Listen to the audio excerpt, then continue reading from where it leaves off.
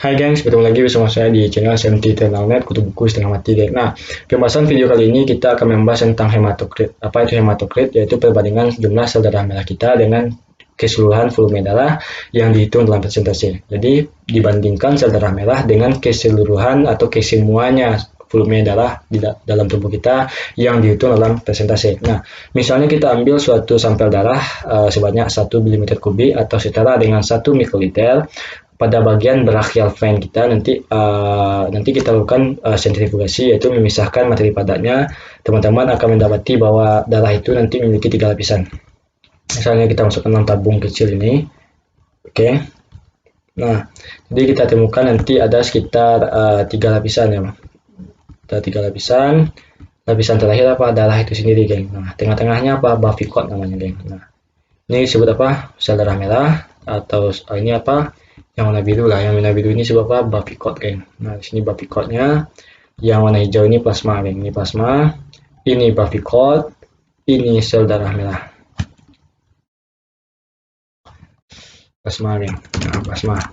Kita bahas tentang komponen plasma dulu, geng. Nah, baru kita masuk ke lapisan selanjutnya. Nah, berapa kita ambil sampel darah tadi? 1 mm kubik. 1 mm kubik itu setara dengan 1 mikroliter ya, 1 mikroliter.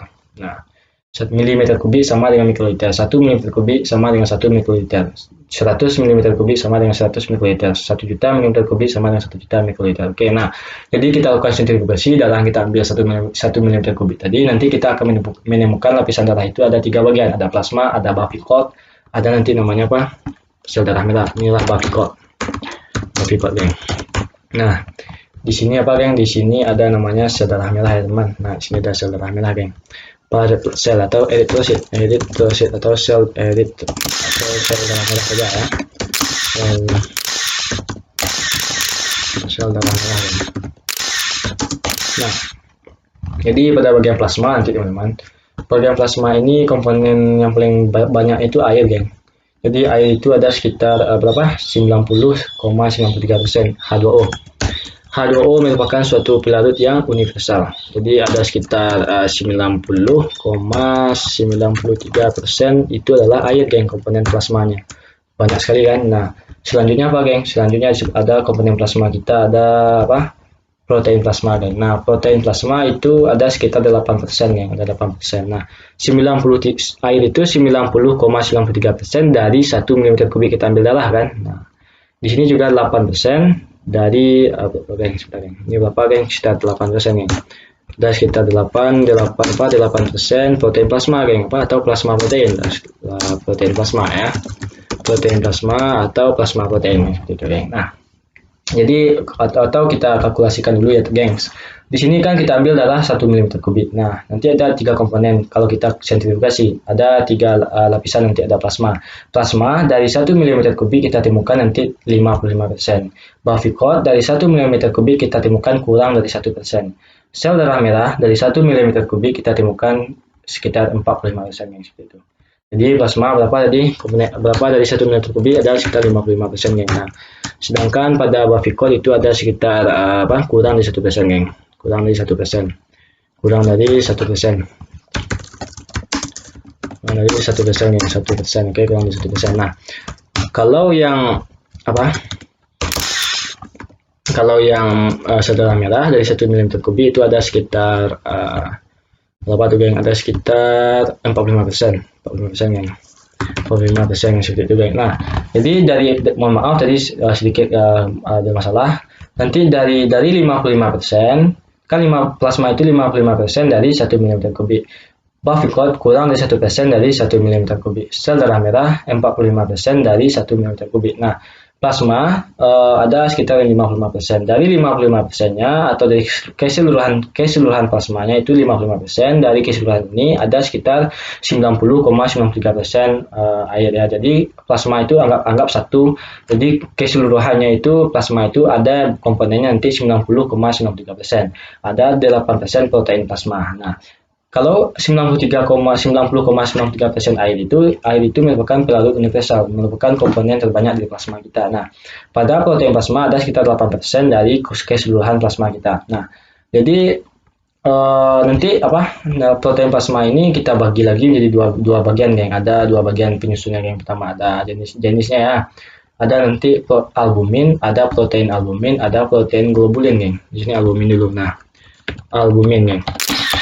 Albumin. Nah, albumin itu merupakan suatu protein yang membantu yang berfungsi untuk keseimbangan air di dalam tubuh kita dan juga membantu tekanan osmosis kepada tubuh kita. Jadi dia membantu berfungsi dalam osmotic pressure atau tekanan osmotik pada tubuh kita dan juga berfungsi untuk mengatur keseimbangan air di tubuh kita. Itu adalah protein albumin. Nah, selanjutnya ada bagian kedua dari protein plasma itu ada contoh keduanya adalah protein globulin, geng. Nah, protein globulin. Nah, protein globulin ini merupakan suatu protein nanti terdiri dari alfa beta protein globulin, nanti terdiri dari alfa beta protein globulin dan gamma protein globulin, geng. Ada dua bagian, geng. Yang pertama ada ada alfa geng? Ada alfa ya, ada alfa dan beta protein globulin. Protein globulin komponennya, geng, ada alfa dan beta protein globulin. Nah, di sini ada komponennya gamma, geng. Nah, gamma protein globulin, geng, seperti itu. Nah, nanti alfa dan beta berfungsi sebagai apa, geng? Nanti alfa dan beta memiliki fungsinya, geng. Nah, alfa dan beta ini memiliki fungsi sebagai sebagai protein transport namanya, geng. Transport protein maksudnya ya, transport protein, geng. Nah, berfungsi sebagai transport protein. Maksudnya di sini, misalnya kita ion besi yang berada di tubuh kita itu tidak bisa bersirkulasi secara bebas di darah, geng.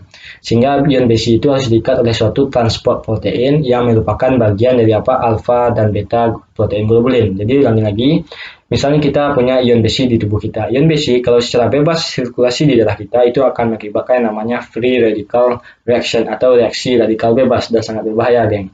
Nah, nanti ion besi itu harus diikat oleh transport protein yang merupakan bagian dari alfa dan beta protein globulin. Nah, transport protein yang mengikat namanya ion besi tadi namanya protein transferin namanya, geng. Transferin contohnya, geng, itu transferin ya. Transferin mengikat ion besi ya, ion Fe ya, Fe2+ ya, Fe2+, geng. Nah, Fe atau ion besi, geng. Jadi sehingga tidak terjadi reaksi radikal bebas di tubuh kita. Nah, selanjutnya ada lagi contohnya hormon, geng. Nah, kalau hormon hormonnya? Hormon tiroid misalnya. Nah, kalau hormon tiroid jadi dia juga tidak bisa sirkulasi secara bebas di darah kita. Nanti juga diikat oleh suatu transport protein yang merupakan bagian dari alfa dan beta protein globulin. Apa sih nama transport proteinnya? Namanya adalah thyroxine binding globulin, geng. Di sini ada thyroxine binding globulin, geng. Nah, jadi thyroxine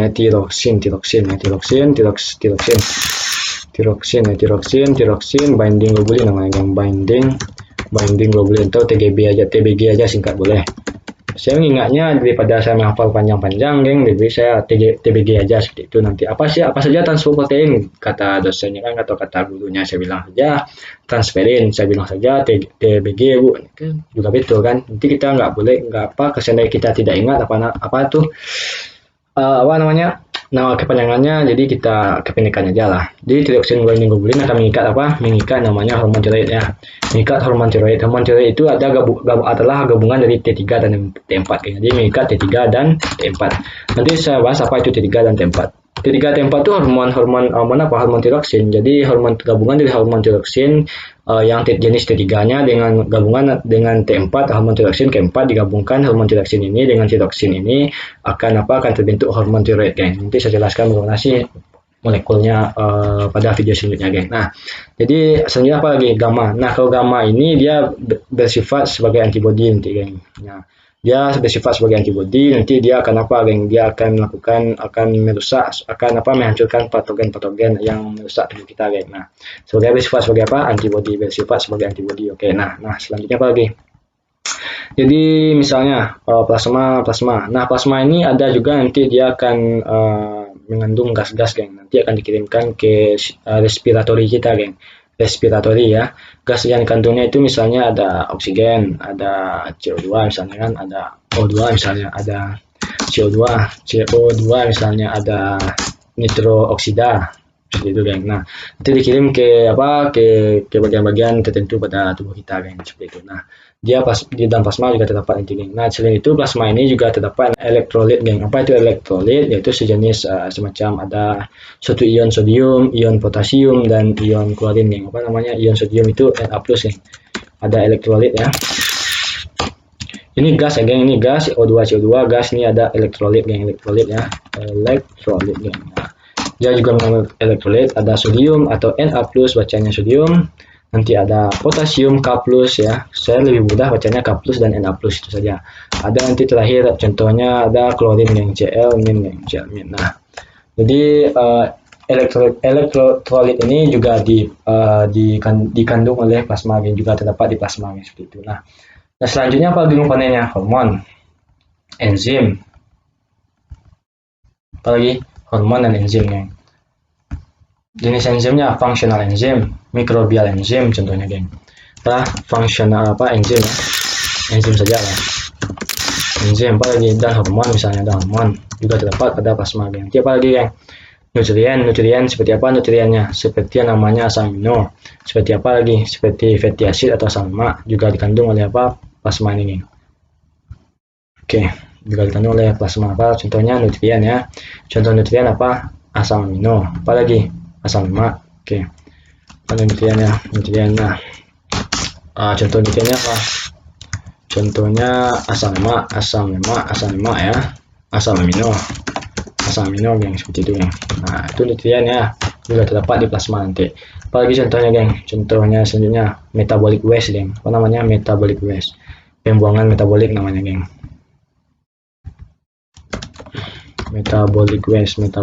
Nah, maksudnya metabolic waste itu yaitu suatu metabolik yang tidak berguna lagi di tubuh kita akan dikeluarkan, seperti apa? Urin, seperti apa lagi? Feses, geng. Jadi nanti misalnya contoh metabolic waste itu apa? Contohnya asam urea ya, atau uric acid. Uric acid, geng. Uric acid apa lagi? Uric acid atau asam urea. Contohnya lagi apa lagi? Lactic acid, geng. Nah, apa contohnya lagi, geng? Kreatina namanya, geng. Nah, saya bahas satu ya, geng. Apa itu uric acid? Itu asam urea, geng. Nanti asam urea itu sangat racun di tubuh kita, nanti dikeluarkan dalam bentuk urin ya. Setelah kita bentuk nanti ada namanya nanti arginin. Dari arginin, suatu metabolit arginin kita konversi menjadi apa? Suatu ornitin namanya di metabolisme urea itu, geng. Jadi ada namanya metaboliknya arginin dan metabolik ornitin. Ketika arginin kita konversi menjadi ornitin sehingga akan melepaskan urea, geng. Nah, melepaskan NH3 atau urea atau ion atau urea itu sendiri nanti akan suatu ketika telah melepaskan urea itu nanti urea akan dikirim ke ginjal, diproses di ginjal, nanti akan dikeluarkan berbentuk urin, seperti itu, geng. Nah, ini asam urea, geng. Nanti saya bahas proses mekanismenya bagaimana, geng. Ini adalah lactic acid atau asam lemak. Di sini ada kreatina, geng. Nah, kreatina itu merupakan suatu produk hasil hidrolisis yang terdapat di otot kita. Jadi produk hidrolisis fosfokreatina namanya, geng. Kita menghidrolisis namanya fosfokreatina di otot dan terjadinya dengan ritme yang cukup konstan, geng. Nanti akan kita keluarkan bersama dengan urin dan tidak diserap kembali oleh darah, geng. Jadi kreatina ini semacam produk hasil hidrolisis, geng. Dan dia juga tidak diperlukan oleh tubuh nanti, geng. Dan dikeluarkan melalui bersama urin dengan tanpa diserap kembali oleh darah, geng. Seperti itu, geng. Nah, itulah metabolic waste. Nah, selanjutnya apa, geng? Buffy-Coat.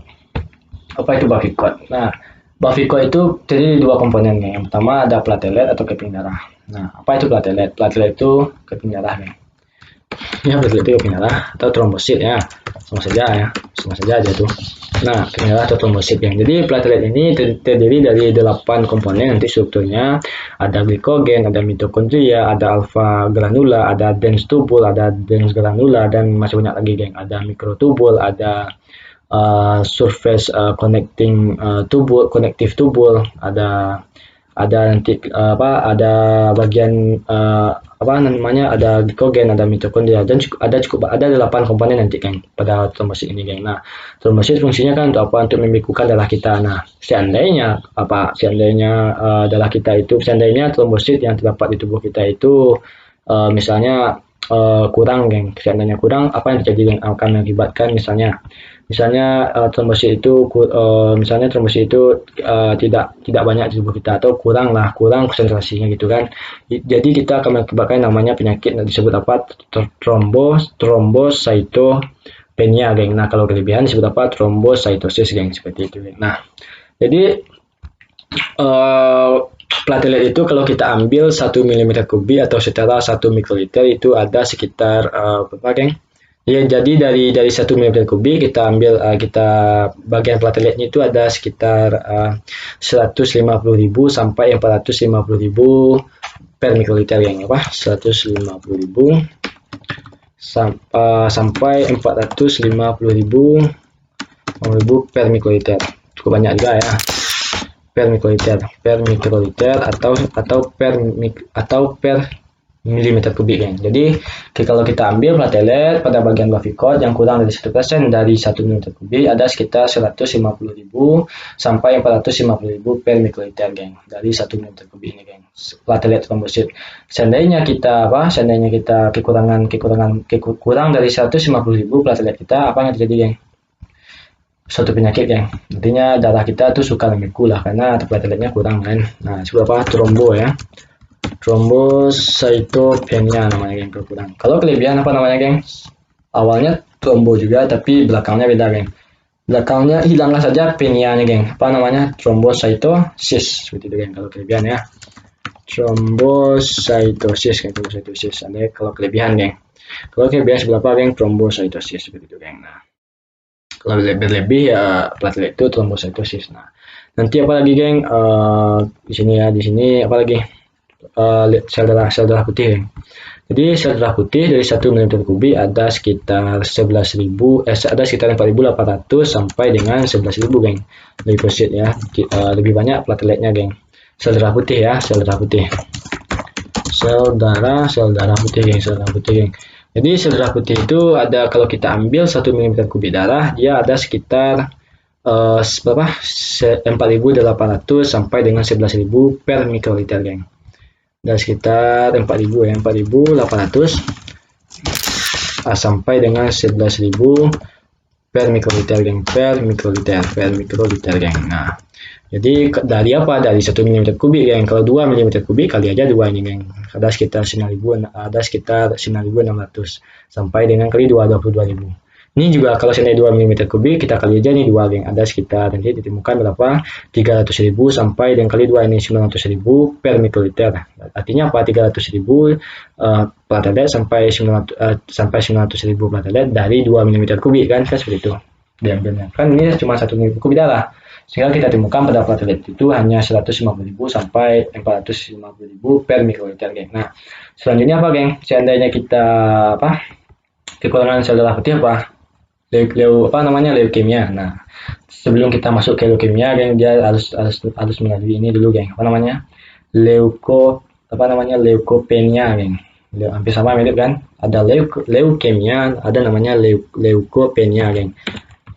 Dari leukopenia nanti akan ada lebih beratnya apa? Leukemia. Jadi tergantung apa sih seberapa parah sih sel darah putih itu kan? Di mana sih gangguannya, pada bagian apa sih?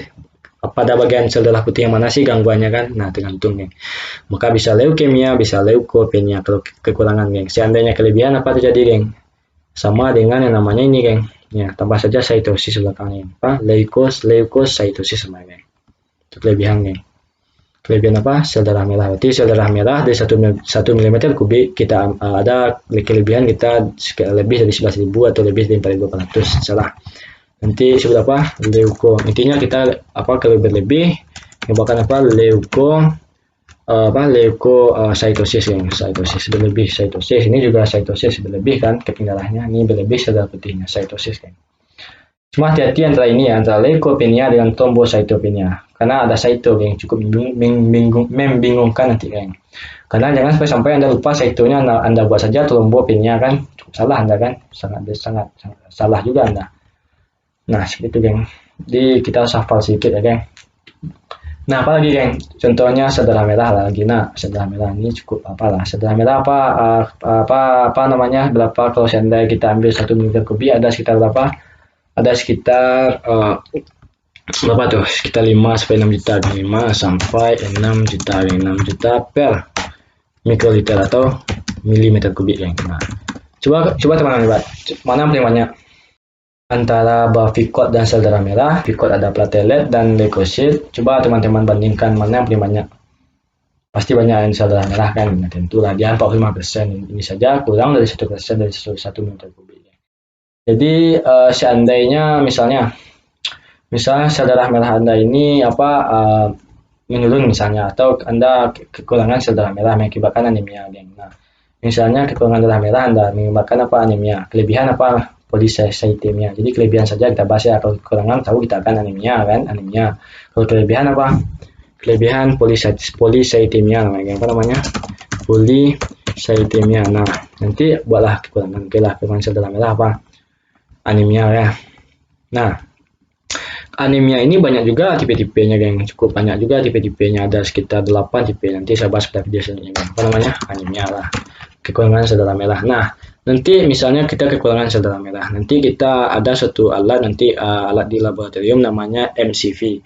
Mean Corpuscular Volume namanya, geng. MCV. Nanti MCV akan mencek rata-rata jumlah darah kita dan berapa volume darah kita. Misalnya kita tipe anemia yang kekurangan ion besi. Nanti kekurangan ion besi atau Fe kita dapat mengakibatkan anemia. Nah, mengapa demikian? Silakan tonton video selanjutnya. Nah, ketika kita kekurangan ion besi, nanti kita pasti akan kekurangan sel darah merah.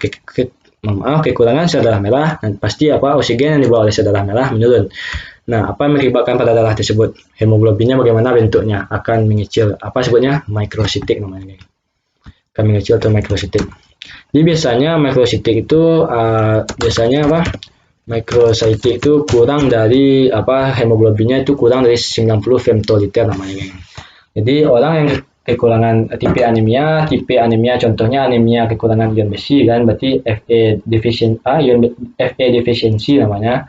Jadi kalau kita kekurangan ion besi akan mengakibatkan anemia. Kekurangan darah kita kurang mengakibatkan kita lagi oksigen yang di bawah darah juga kurang. Oksigen di bawah darah kurang akan mempengaruhi kinerja jaringan-jaringan tertentu, karena darah akan mentransferkan oksigennya ke jaringan-jaringan tertentu untuk jaringan tersebut untuk memulai aktivitasnya. Seandainya kita kekurangan darah, anemia deficiency. Kalau kita mengalami kekurangan anemia defisiensi, anemia iron deficiency namanya apa? Ada satu contoh iron deficiency namanya. Deficiency maksudnya di sini kita kekurangan ion besi Fe menyebabkan anemia. Nah, selanjutnya adalah hemoglobin kita berbentuk mikrocytic. Mikrocytic itu hemoglobin kita itu kecil, geng. Kecil sekali, geng. Nah, kecil sekali. Nah, kalau kecil tentu nanti berpengaruh pada oksigen yang tinggi. Kalau kita mengalami anemia iron deficiency, nanti darah kita hemoglobin kita mengecil disebut mikrocytic, nanti oksigen juga tidak banyak terdapat pada darah tersebut, kan, seperti itu. Nah, mungkin itu gambaran singkat dahulu tentang hematokrit. Nanti akan kita bahas tentang pada video-video selanjutnya tentang yang namanya bagaimana sih pembentukan sel darah merah, sel darah putih, dan bagaimana sih kalau kita mengalami yang namanya policythemia. Bagaimana sih macam-macam policythemia, macam-macam anemia. Silakan tonton pada video selanjutnya. Oke, gengs, bye-bye.